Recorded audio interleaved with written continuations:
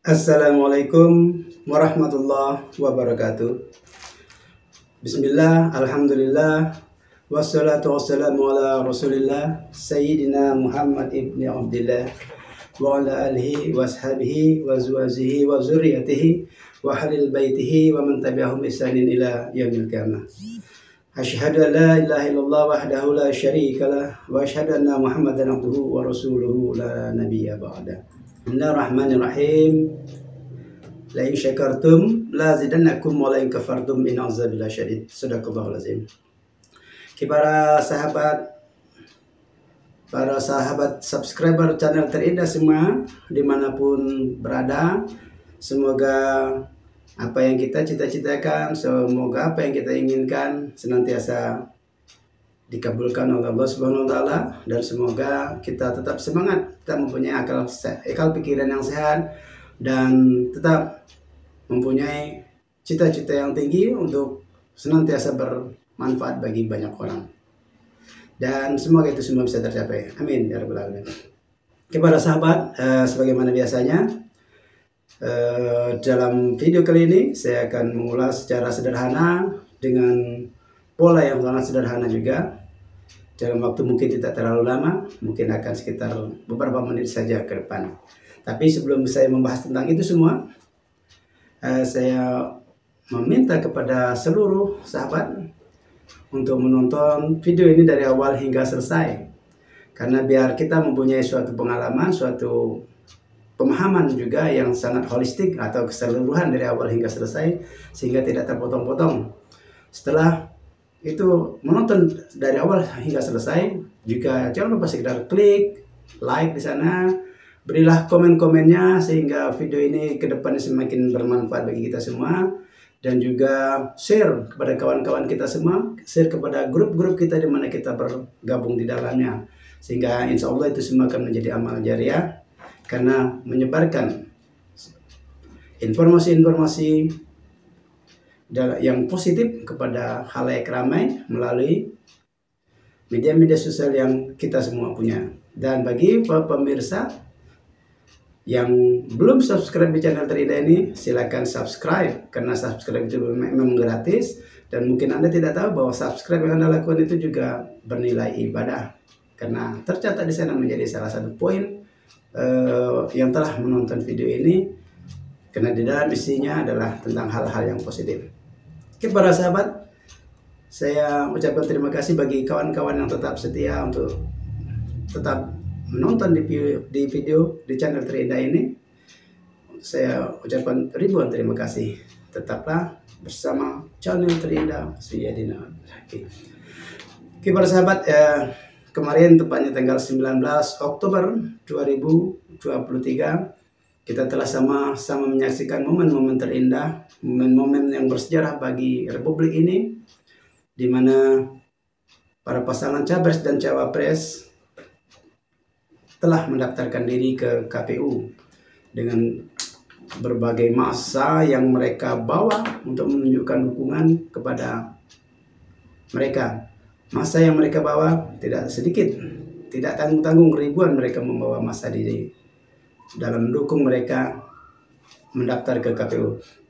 Itu sah-sah saja, tetapi kita bisa memahami dengan massa yang berlimpah tersebut pasti ada dana yang keluar untuk mengerahkan massa tersebut. Itu nanti kita bahas di kesempatan yang lain.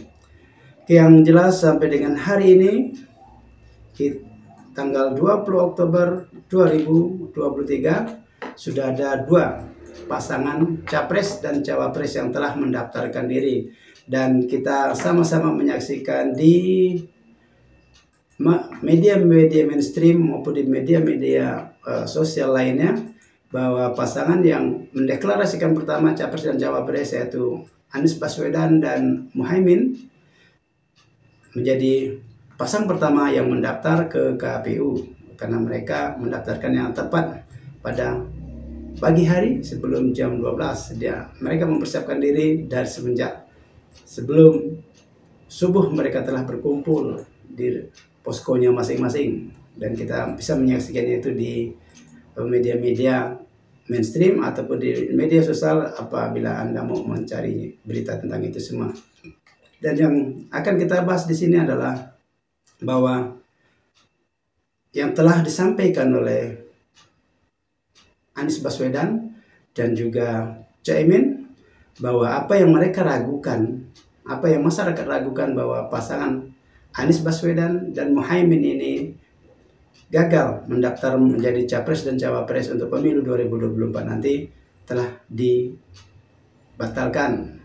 Mereka, Anies dan Muhaimin, telah menyatakan bahwa mereka adalah sah terdaftar sebagai capres dan cawapres untuk pemilu 2024 nanti. Artinya berbagai spekulasi, berbagai berita-berita yang mengkhawatirkan mereka tidak bisa maju menjadi capres dan cawapres telah terbantahkan dengan telah mendaftarkannya mereka menjadi capres dan cawapres, bahkan sebagai pendaftar yang pertama, dan dianggap tidak ada dokumen-dokumen atau persyaratan-persyaratan yang kurang untuk mereka berdua. Dalam sambutannya, Anies Baswedan menyatakan bahwa dia minta maaf kepada para orang-orang penyebar berita di luar sana yang menyatakan bahwa perahu Anies Baswedan Caimin tidak bakal bisa atau terganjal untuk menjadi capres dan cawapresnya, ternyata telah terbantahkan dengan mereka mendaftarkan diri, dan mereka optimis akan memenangi kompetisi untuk menjadi presiden dan wakil presiden pada periode 2024 hingga 2029 nanti. Dan begitupun Muhaimin Iskandar dengan nada sumringahnya, dengan nada yang sangat gembira, dia menyatakan bahwa melalui PKB, melalui dirinya, ini akan semakin memperbesar kemenangan Anies dan Muhaimin di berbagai negara, di berbagai provinsi. Dia menyatakan dia mempunyai basis massa di Jawa Tengah, di Jawa Timur, di Kalimantan, di Sulawesi, dan di Lampung. Ini menunjukkan bahwa dia telah meyakinkan dirinya sendiri dan juga para pengusungnya dan juga para masyarakat dan juga para partai politik pengusungnya untuk tetap optimis bahwa Presiden RI 2024-2029 adalah Anies Baswedan dan Muhaimin Iskandar. Dia begitu yakinnya mengatakan hal itu. Tapi kita lihat nanti bagaimana ke depannya, karena yang akan menjadi pemilihnya adalah masyarakat, khususnya pada 14 Februari 2024 nanti, mana yang akan memimpin negeri ini. Optimisme bagi semua pasangan itu sudah sangat pasti dimiliki dan harus dimiliki sebagai seorang pasangan yang ikut berkompetisi. Bukan dengan pesimisme mereka maju, tapi dengan optimisme yang tinggi mereka maju. Begitupun Anies dengan PD dan yakinnya Jakarta, Jawa Barat, dan Banten itu merupakan basis massa daripada Anies. Tapi dari kedua presiden ini, presiden dan calon wakil presiden ini, mereka tidak menyentuh atau tidak mengatakan bagaimana dengan Papua dan khususnya Indonesia Timur. Ini mungkin tidak teringat pada mereka bahwa Indonesia Timur dan Papua, lebih khususnya lagi, itu merupakan basis massa yang cukup signifikan juga untuk mendukung kemenangan daripada capres dan cawapres yang ikut berkompetisi pada 2024 nanti. Akhirnya melalui video ini kami mengucapkan selamat kepada Anies Baswedan dan Muhaimin yang telah mendaftarkan diri dan secara sah menjadi capres dan cawapres untuk pemilu 2024 nanti. Sekarang kita maju kepada capres dan cawapres Ganjar Pranowo dan Mahfud MD.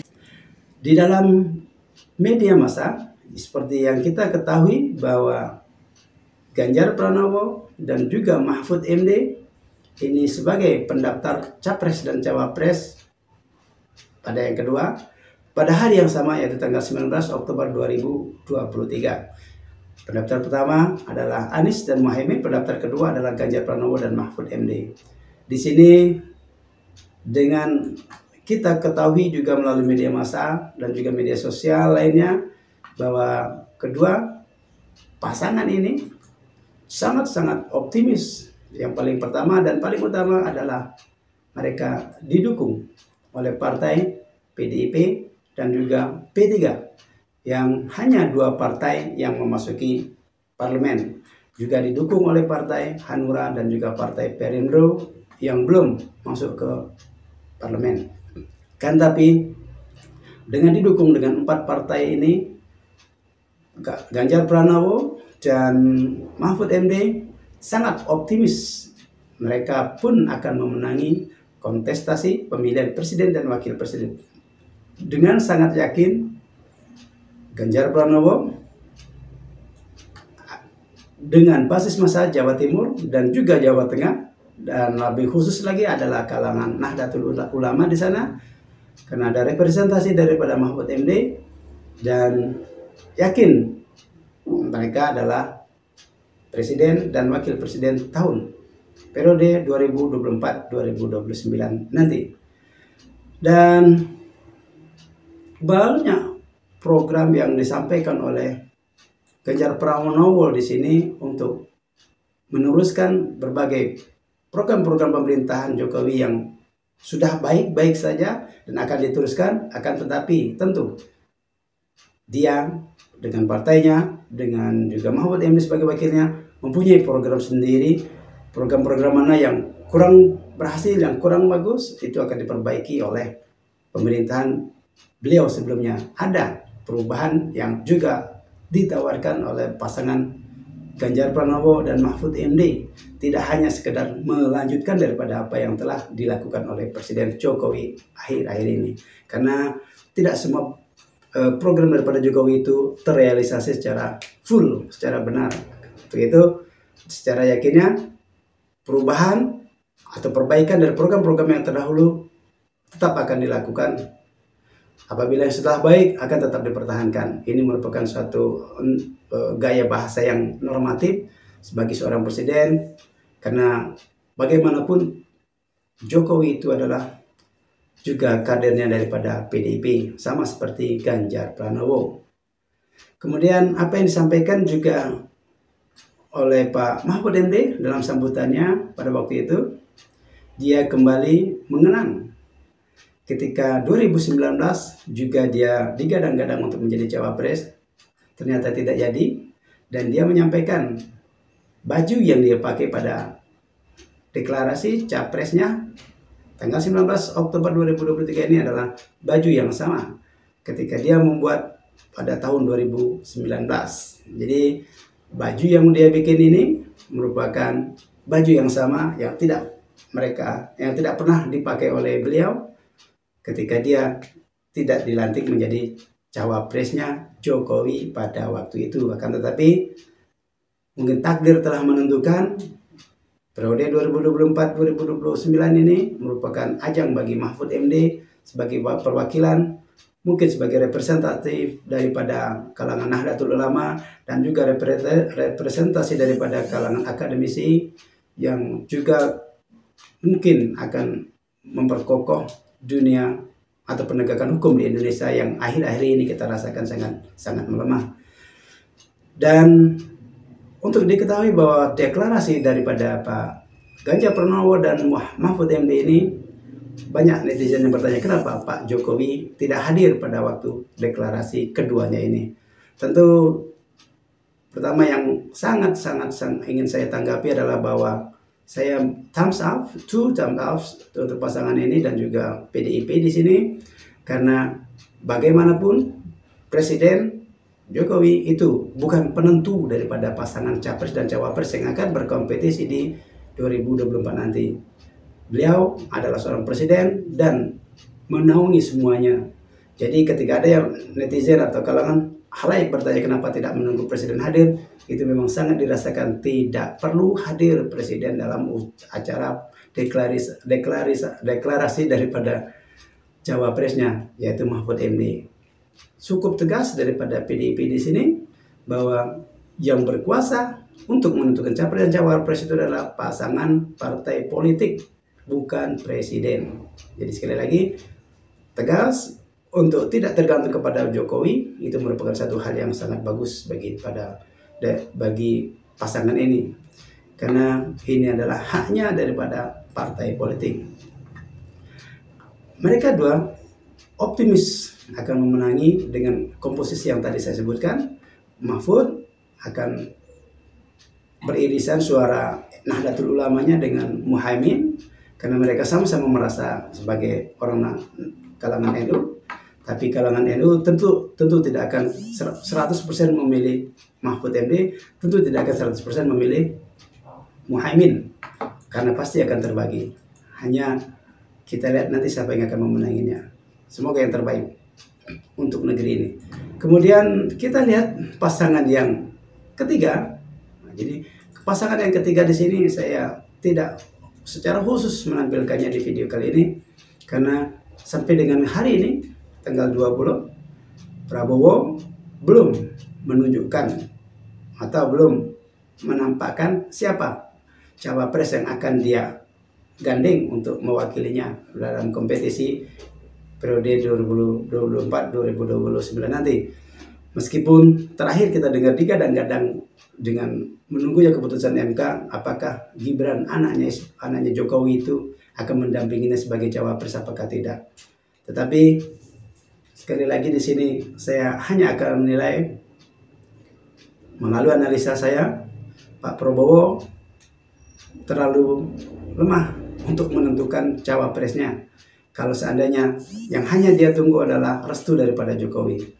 Kalau dalam memutuskan cawapres saja dengan koalisi yang sudah cukup besar persentasenya, dengan ada di dalamnya ada Golkar, ada Demokrat, juga ada PAN di dalamnya, cukup luar biasa besar partai.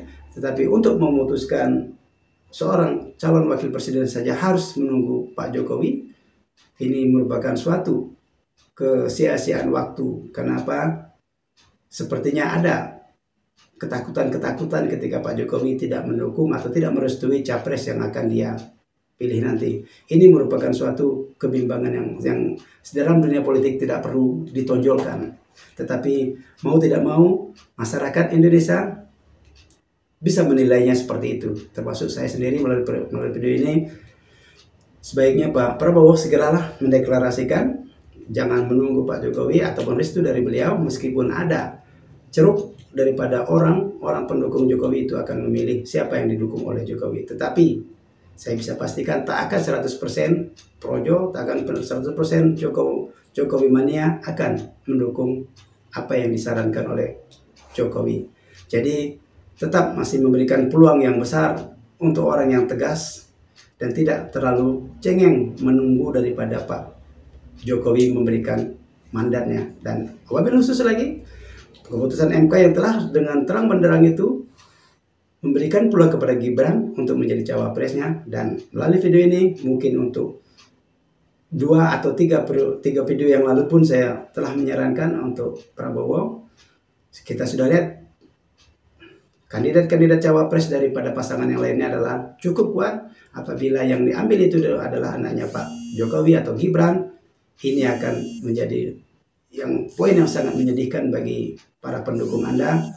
Karena meskipun Pak Jokowi ada di belakang anaknya yang Gibran nanti kalau diusung oleh Pak Prabowo menjadi cawapresnya, tapi tetap akan mengalami suatu kekalahan yang saya yakini karena masyarakat Indonesia itu tidak ingin turut menyuburkan dinasti politik di negeri ini. Karena kita sudah jalan jauh melangkah sejak reformasi 98 yang ingin menghilangkan korupsi, kolusi, dan nepotisme. Jadi apabila Gibran yang diambil oleh Pak Prabowo untuk menjadi cawapresnya, sangat diyakini minimal 30% para pendukung Anda akan melarikan diri, akan mendukung capres dan cawapres yang lainnya. Karena partai politik itu dipersilahkan untuk berkompetisi, tetapi dengan tetap menjunjung tinggi nilai-nilai reformasi, kolusi, korupsi, dan nepotisme harus kita hapuskan. Sebagaimana kita ketahui, di era terakhir pemerintahan presiden kita ini, justru 3 poin ini yang menjadi sangat menonjol di Republik yang terindah ini, dan sangat sayang sekali demokratisasi kalau kita tetap mengusung atau mengingkari tujuan daripada reformasi. Jadi dari berbagai media yang telah kita sama-sama pahami, kita amati dan kita baca dan kita analisa di sini melalui YouTube ini dan juga kru-kru di YouTube channel Trida ini, mungkin akan lebih baik jika Pak Prabowo itu pertama mengambil atau mengajak Profesor Yusril Iza Mahendra sebagai wapres Anda, karena beliau orang yang telah berpengalaman di dunia perpolitikan sejak periode era Orde Baru yang lalu. Dan meskipun partainya tidak masuk ke dalam parlemen, ke dalam DPR RI, tetapi ketokohannya cukup luar biasa, dan kita yakini bahwa beliau hampir satu level dengan Pak Mahfud MD untuk bidang hukumnya, karena kita mengetahui bahwa satu dekade terakhir ini penegakan hukum di Indonesia sangat menyedihkan dan sangat memalukan. Kita secara telanjang kita disodorkan fakta-fakta hukum yang sangat menyakitkan hati masyarakat. Dan apabila Profesor Yusril ini dihadap-hadapkan dengan Profesor Mahfud, tentu kita sebagai masyarakat akan merasa bangga bahwa pemerintahan silakan oleh presidennya masing-masing, tetapi mengenai penegakan hukum serahkanlah kepada wakilnya yang memang di bidang hukum. Satu dekade terakhir ini kita terjun bebas daripada kepastian hukum kita, karena hukum kita dibuat tidak pasti. Terlebih lagi terakhir kita sama menyaksikan dengan telanjang keputusan MK yang tetap menolak usia di bawah 40 tahun, akan tetapi membuka peluang lain untuk menjadi sekedar untuk memunculkan Gibran sebagai cawapresnya, dengan tetap dianggap sebagai kepala daerah yang berhasil. Baru 3 tahun belum berhasil itu, tetapi keputusan MK lagi-lagi mencederai keinginan masyarakat, yang mana penegakan hukum sangat-sangat diinginkan untuk ditegakkan di Indonesia ini. Jadi Yusril Iza Mahendra akan lebih bagus ditampilkan Anda untuk mengantisipasi daripada Profesor Mahfud, kan untuk mengantisipasi daripada pergerakan Mahfud MD yang diyakini juga dia dimajukan untuk penegakan hukum ke depannya. Dan kalau seandainya di alternatif lain yang akan diambil Prabowo adalah Erick Thohir, ini bisa juga prioritaskan oleh Prabowo, tetapi mungkin beliau hanya akan menegakkan dari sisi ekonomi, meskipun dia telah berhasil kemarin mendukung Pak Jokowi sebagai tim suksesnya, kan, tetapi bukan berarti ketika dia didampingi oleh Pak Prabowo didampingi oleh Erick Thohir pun akan berhasil. Akan tetapi Erick Thohir lebih bagus daripada Gibran anaknya Pak Jokowi, karena dia belum berkiprah secara nasional, akan tetapi sebagai wali kota pun karena berada di bawah pengaruh Presiden Jokowi. Kalau memang kita ingin menegakkan atau meluruskan cita-cita reformasi, Gibran dan seluruh anak presiden yang akan dimajukan secara dinasti politik itu silakan maju berkompetisi ketika Pak Jokowi atau orang tuanya tidak berkuasa lagi di negeri ini. Jadi kita ambil contoh saja seperti Puan Maharani, juga pernah menjadi anak presiden, toh dia tidak ngotot untuk jadi gubernur, menjadi wali kota dan sebagainya. Kemudian kita lihat SBY, 2 orang anaknya, toh tidak ada dia ngotot untuk jadi gubernur, jadi wali kota, jadi menteri dan sebagainya. Tapi ketika bapaknya sudah tidak jadi presiden lagi, dia berkompetisi secara sehat. Nah, seperti inilah yang akan kita bangun di negeri NKRI yang kita sama-sama cinta ini, agar demokrasi tumbuh, benar-benar berkembang, agar hukum itu benar-benar adil seadil-adilnya, tajam ke atas, tajam ke bawah, bukan hanya tajam ke bawah. Ini perlu kita pahami. Dan terakhir daripada video ini, semoga dapat kita ambil manfaatnya daripada video ini, bahwa siapapun capres dan cawapresnya, mari masyarakat Indonesia kita dukung yang terbaik untuk Indonesia. 3 pasangan capres ini adalah orang-orang terbaik daripada negeri kita. Inilah calon-calon pemimpin negeri kita. Dan mari kita hadapi pemilu dengan gembira, karena pemilu yang kita hadapi ini adalah sebuah kontestasi, sebuah pesta rakyat yang harus kita laksanakan secara gembira. Beda pilihan itu suatu hal yang wajar bagi kita, sunatullah yang memang harus kita miliki.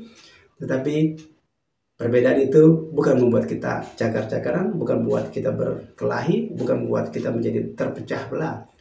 Tapi perbedaan itu hanya untuk menunjukkan dukungan.